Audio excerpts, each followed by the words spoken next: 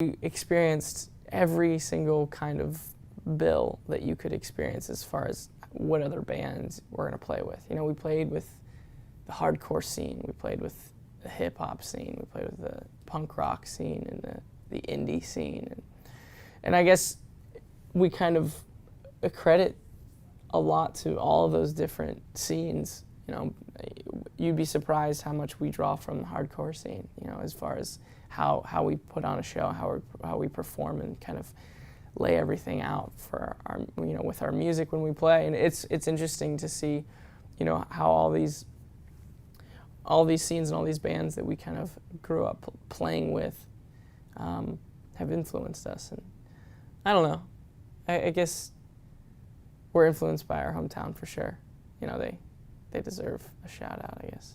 Columbus, Ohio. Blurryface is he's a guy that represents everything I'm insecure about, and it helped to give him a name, a face, to address him and try to understand him and ultimately defeat him. So as much as I wouldn't say that it's a concept record, it definitely has a common thread running through each song of trying to overcome this thing. Yeah, everything that we write is about a personal experience. I remember the first time I ever played a show, I didn't really know how I was supposed to act. You know, what I did is I just looked down at my keyboard and I played the show. You know, I executed the songs, thinking like, there you go, everybody, there are the songs I wrote. And I remember walking off stage, if you would even call it a stage, and thinking like that felt awful. And so the next time I played, which happened to be the exact same coffee shop, I decided to kind of let myself physically kind of go. In the same way that when I'm in my basement demoing out songs and writing songs, like I really do get into it. And it's kind of embarrassing, actually. I'm totally by myself, I got my headphones on, and I'm just sweating, you know, really getting into the music. And I decided to, you know, really let that be who I was on stage instead. And I remember that first show that I decided to do that, my mom and all of her friends came up to me like, are you okay? Like, is everything all right? Like, does Tyler need to see someone? I remember my mom asking me that. And I was like, no, actually I feel great. Like, I get to manifest what those songs are saying on stage.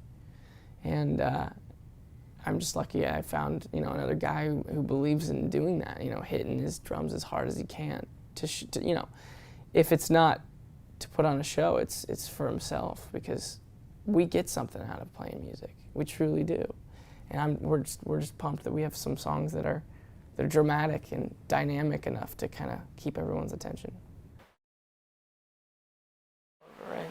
Yeah, it's so the band is just the two of us.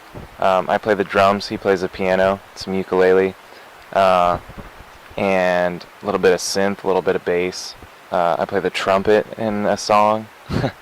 And so we both kind of grew up just listening to a lot of different kinds of music, and I think the mixture of all those things combined with he and I just kind of come out in a way, I think, in the music that is hard to describe. And honestly, when people ask me what the music sounds like, we're usually traveling with a bunch of buddies, and I'll just have one of my friends try and explain it, because it's hard for me too.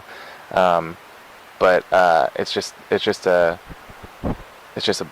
bunch of different styles of music kind of mixed up into one thing, and it sounds like it doesn't really make sense. But we like to play live shows, and I think we also like to think that if you come to a live show, it'll make a little bit more sense.